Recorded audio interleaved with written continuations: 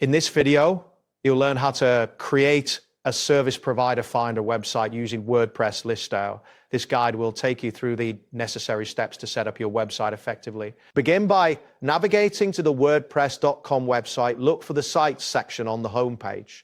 You should see a menu that provides options for creating and managing your sites.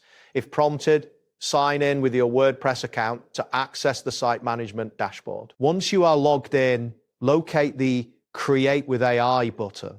This option is typically highlighted and easy to find within the dashboard. Click on this button to initiate the site creation process. After you click, a new interface will load indicating that the AI is preparing to assist you in building your website. After the AI starts loading, you will see a message stating, laying the foundations.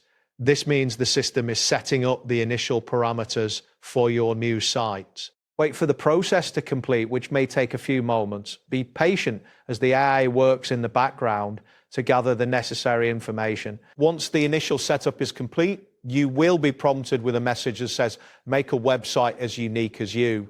Here you can begin defining the specifics of your service provider finder website. Type in the phrase, create a service provider finder website into the designated input field.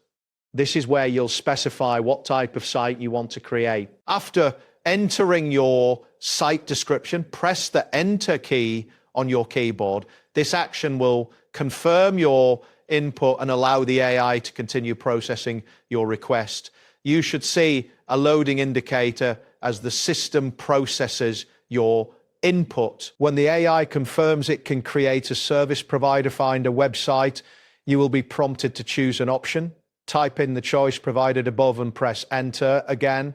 The AI will now take this input into consideration as it configures your site further. Next, you will be asked to enter a site title, which is the name that will appear in the browser tab. Type in your desired site name and hit Enter once more.